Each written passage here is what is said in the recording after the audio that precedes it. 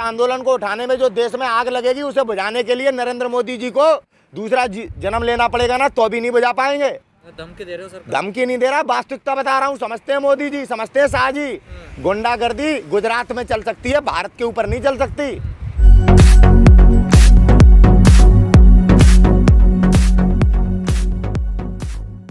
देखो ये इन्होंने आंदोलन कभी नहीं किए, भारतीय जनता पार्टी और आरएसएस के लोगों ने कभी आंदोलन किए नहीं है। अब वो बात अलग है, पहले यहाँ पे देश का प्रधानमंत्री मेंबर और पार्लियामेंट में वो संसद के अंदर जाके बोलता है कि आंदोलन जीवी, और फिर वोट मांगने के लिए बांग्लादेश में जाके खुद कहता है कि मैंने बांग्लादेश की आज़ादी के लिए आंदोलन करे। सफ़ेद झूठ बोलता है देश का प्रधानमंत्री। आज जो ये आंदोलन है अपने भारत को बचाने वाला आंदोलन है। आज देश की सत्ता पे बैठे प्रधानमंत्री मोदी हमारे देश को हर तरह से बर्बाद कर चुके हैं। बहुत अच्छे अच्छे सपने दिखाए। नहीं, आपका आंदोलन तो सही चल रहा है। क्या खतरा है आपके? हमारे आंदोलन पे कोई खतरा नहीं है, केवल ये उल्टी सीधी बयानबाजी करके देश के नागरिकों को भ्रमित कर रहे हैं, किसानों के अंदर डर पैदा करना चाहते हैं। ये इनकी बेवकूफ़ी है। देश का किसान डरपोक नहीं है, देश का किसान ईमानदार होता है, कायर नहीं होता। देश के किसानों ने बड़ी बड़ी लड़ाइयाँ लड़ी हैं। आज़ादी की लड़ाई लड़ने वाला किसान ही था, कोई उद्योगपति का छोरा या राजा के लौंडों ने नहीं आंदोलन लड़ा। समझ में आई? आंदोलन गरीबों ने ही और मजदूरों ने ही लड़ा था आज़ादी का। चंद्रशेखर आज़ाद कोई रईस के लड़के नहीं थे, भगत सिंह भी किसी मालदार आदमी के लड़के नहीं थे, ना सुभाष चंद्र बोस। तो आप लोग बार बार क्यों कहते हैं कि खत्म करना चाहती है सरकार आंदोलन हमारा? सरकार तो खत्म करना चाहती है, इसलिए कहते हैं बार बार। सरकार वार्ता के नाम पर बुलाकर किसान नेताओं को धमकाती है। आप देखिए जो किसानों ने 26 जनवरी में ट्रैक्टर यात्रा निकाली, वो ऐतिहासिक यात्रा है। दुनिया जब देखेगी तो याद करेगी उस यात्रा को, किस तरह से इन्होंने झंडे के नाम पर गंदी राजनीति करके साजिश करके बर्बाद किया। 28 तारीख को आंदोलन उठाने का प्रयास नहीं किया क्या सरकार ने बलपूर्वक? तो क्या अब भी हो सकता है क्या? सरकार बलवान होती है, सरकार ताकतवर होती है, वो अहंकार में अपनी ताकत का दुरुपयोग करती है। लेकिन मैं बता देना चाहता हूँ कि आंदोलन अगर यहाँ से उठाया जाएगा तो पूरे देश में आंदोलन होंगे, और इसके दुर्गम परिणाम है ना, ये धनगर जैसे टूटे फूटे नेताओं को भुगतने पड़ेंगे। आज हरियाणा में खट्टर है जो मुख्यमंत्री है, अपना हेलीकॉप्टर नहीं उतार पा रहा है। ये जनता का आक्रोश है कि उस सूबे का मुख्यमंत्री अपने ही राज्य में हेलीकॉप्टर नहीं उतार सकता। तो आपको एहसास हो गया कि पावरफुल होती है सरकार? सरकार तो हमेशा से पावरफुल होती है, इसमें एहसास होने की क्या बात है। सवाल आप ऐसे मत करिए जो बेबुनियादी हो। सरकार पावरफुल कब नहीं होती? नहीं, आप तो नहीं कहते थे पहले सरकार, लेकिन जनता से ज़्यादा लोकतंत्र हमारे देश में, हमारे देश के नागरिकों से ज़्यादा बलवान नहीं है सरकार। समझ में आई? सरकार बलवान होती है। यहाँ से आंदोलन उठाने में 2 मिनट लगेंगे सरकार को, लेकिन इस आंदोलन को उठाने में जो देश में आग लगेगी उसे बुझाने के लिए नरेंद्र मोदी जी को दूसरा जन्म लेना पड़ेगा ना, तो भी नहीं बुझा पाएंगे। धमकी दे रहे हो सर? धमकी नहीं दे रहा, वास्तविकता बता रहा हूँ। समझते हैं मोदी जी, समझते हैं शाह जी, गुंडागर्दी गुजरात में चल सकती है, भारत के ऊपर नहीं चल सकती। इस धनगर को भी बता देना चाहता हूँ, हरियाणा में घूमने की औकात नहीं और आंदोलन सही वक्त पे चले जा ज्ञान देने आया। देश डुबा दिया, हरियाणा का व्यापार कर रहा है, हरियाणा बिक रहा है, बेरोजगार नौजवान सड़कों पे खड़ा हुआ है। आज खाद पे 700 रुपये बढ़ा दिए, यही 2 गुना आय के वादे करते थे, जो आज हमें ज्ञान दे रहे हैं कि आंदोलन सही समय पे। आंदोलन किसी के बाप में दम नहीं जो उठा ले। यहाँ से बलपूर्वक आंदोलन उठाया जाएगा ना, तो उसके दुर्गम परिणाम पूरी भारतीय जनता पार्टी और आरएसएस को भुगतने पड़ेंगे।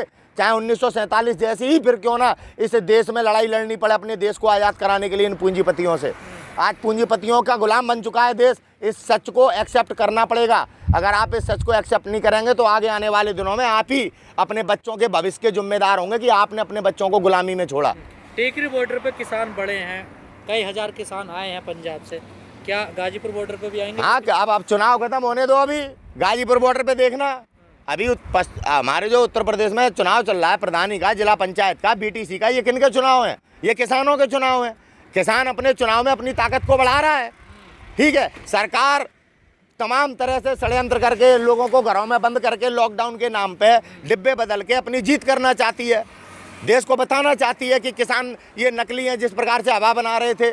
हमारा मनोबल तोड़ने का प्रयास करना चाह रहे हैं, लेकिन हमारा मनोबल इन चुनाव के रिजल्टों से नहीं टूटेगा। हम रोटी की लड़ाई लड़ रहे हैं, अपनी ज़मीन बचाने की लड़ाई लड़ रहे हैं। आज प्रधानमंत्री कह रहा है, पेपर में मैंने पढ़ा है कि जहाँ जहाँ पे भंडारण हो रखा है वहाँ पे से छापा मार के भंडारण को ख़त्म किया जाए। और जो कानून बनाया है किसान के नाम पे, इसमें भंडारण को इन्होंने छूट दे दी है। अपराध की संज्ञा से बाहर कर दिया है। इनके दोहरे चरित्र को समझना पड़ेगा। अपने लाभ के लिए, उद्योगपतियों के लाभ के लिए काम कर रहा है आज देश का प्रधानमंत्री। तो आपको एहसास हो गया हार रहे हो उन चुनावों में? कौन? आप लोग। हम क्यों हार रहे हैं चुनाव में? आप कह रहे हैं ना वो ईवीएम है ना, कि चुनावों से कोई फर्क- ईवीएम है ना, इसलिए कहना पड़ रहा है। जब चुनाव आयोग अपनी विश्वसनीयता खो चुका है, जब देश की न्यायपालिका सुप्रीम कोर्ट अपनी विश्वसनीयता खो चुका है, हम किस पर विश्वास करेंगे? जो देश का प्रधानमंत्री निरंतर झूठ बोलता हो, देश का गृह मंत्री गुंडा हो, उत्तर प्रदेश का सीएम गुंडा हो, हम किस पर विश्वास करेंगे? कौन सी प्रणाली पे आप विश्वास करेंगे? जब किसी पे विश्वास नहीं, फिर रास्ता कैसे निकलेगा? रास्ता निकालने के लिए तो आंदोलन हो रहा है।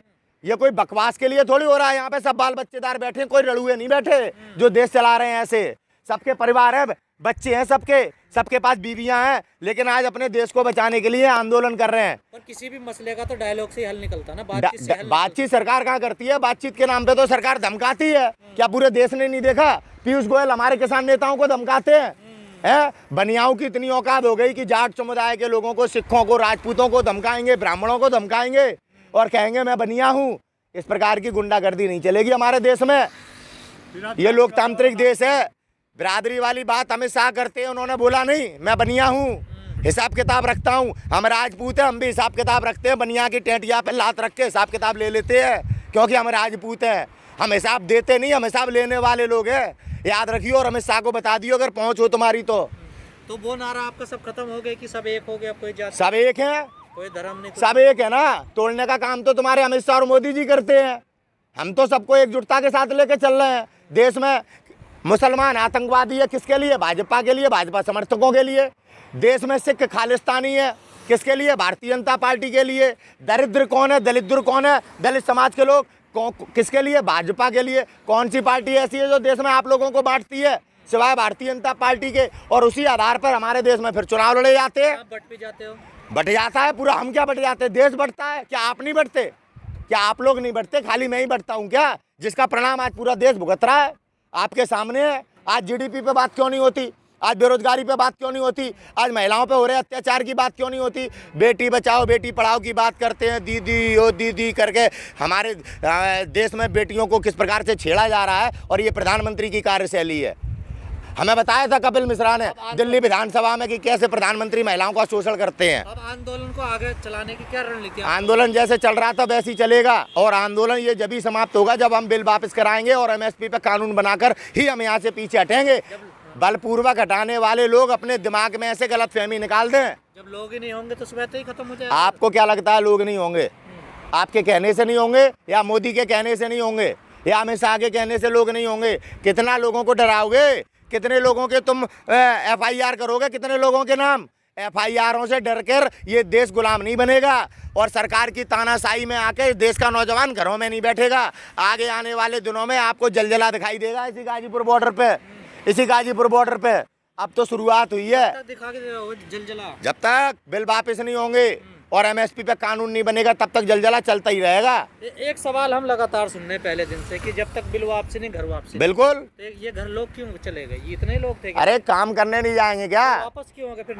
आंदोलन का मतलब ये नहीं है कि कोई यहाँ पे आ जाएगा तो चाहेगा नहीं। नहीं तो नारे का क्या मतलब रहा फिर? कौन से वाले नारे का? घर वापसी नहीं। हाँ तो बिल वापसी नहीं तो घर वापसी नहीं। आंदोलन गड़ा हुआ है। आज अभी जरूरत पड़ेगी तो पूरा उत्तर प्रदेश का किसान यहाँ खड़ा मिलेगा, वोट भी नहीं डालेगा। एक आवाज देने की जरूरत है। प्रधानमंत्री कह रहा था ना, एक कॉल की दूरी पर हैं किसान, हमें धमका रहे थे, तो हम भी बता रहे हैं कि एक कॉल की दूरी पे ये देश का किसान। एक कॉल जाने के बाद में गिनती कर पाना मुश्किल होगा। 26 से भी ज़्यादा बड़ी संख्या में यहाँ पे आपको लोग दिखाई देंगे। चलिए ठीक।